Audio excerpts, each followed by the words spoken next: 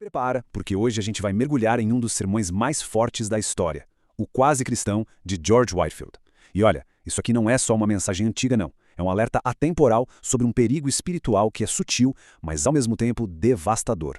E tudo começa com essa frase, uma resposta quase que sem querer do rei Agripa para o apóstolo Paulo. Por pouco. Parece nada, né? Mas para Whitefield, essa palavrinha quase abre um abismo. É a semente de toda a reflexão dele sobre uma das condições espirituais mais perigosas que existem. Tá, mas o que é exatamente essa condição tão perigosa que o Whitefield descreve?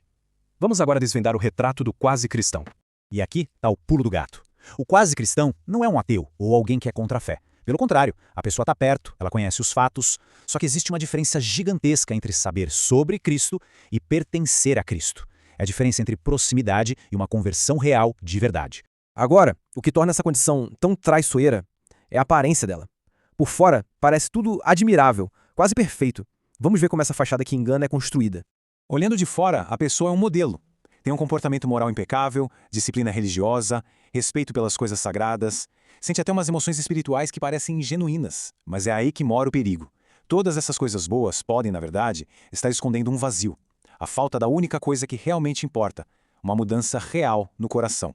E esse é o conflito central da coisa toda. O quase cristão acaba trocando a transformação interior, aquela renovação do coração que ninguém vê, por um comportamento exterior impecável. É uma troca perigosíssima, confundir as práticas religiosas com uma regeneração genuína. Mas essa fachada exterior é só superfície. O problema de verdade vai muito mais fundo, lá no centro de tudo, um coração dividido.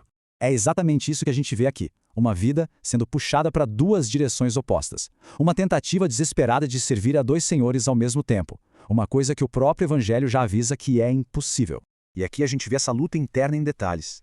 A consciência puxa para Deus, mas os afetos, os desejos mais profundos, ainda estão presos nas coisas do mundo. Existe um desejo sincero pelo céu, mas sem a coragem de abrir mão da terra. É uma aproximação constante da cruz, mas sem nunca ter a rendição final. A luta não é por falta de entendimento, mas por falta de uma decisão total. Então, por que alguém escolheria ficar nesse estado de paralisia espiritual? Whitefield identificou 4 raízes bem profundas para essa indecisão. Primeiro, uma teologia toda distorcida. Aquela crença perigosa de que só ir à igreja e evitar os pecados grandes já é o suficiente. Segundo, o medo do que os outros vão pensar. O medo da rejeição social acaba sendo maior que o desejo por Cristo.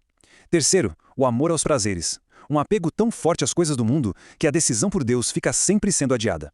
E por último, um ânimo instável. Aquele fervor do início que logo se apaga, porque a fonte de tudo, o coração, nunca foi transformado de verdade. E isso nos leva ao aviso mais severo do sermão inteiro. As consequências de permanecer nesse estado de quase.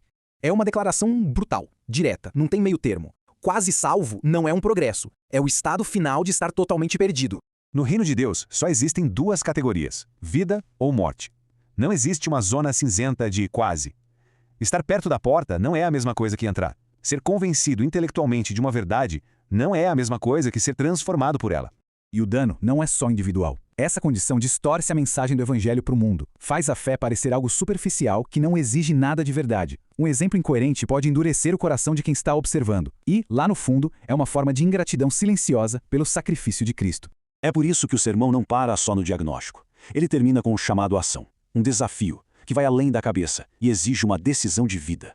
O chamado não é para apenas gostar de Jesus, como se admira uma figura histórica. É para recebê-lo como Senhor, o que significa submissão e lealdade total.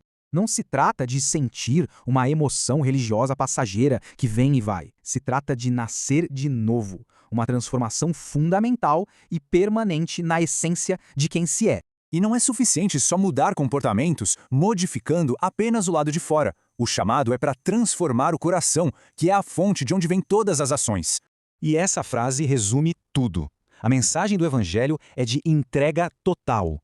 Não há espaço para metades, para ter um pé dentro e outro fora. É tudo ou nada. No fim, o grande perigo do quase é a sua terrível semelhança com o sim. É uma ilusão confortável que pode durar uma vida inteira, até aquele momento final, quando a sua verdadeira natureza, um não disfarçado, é finalmente revelada.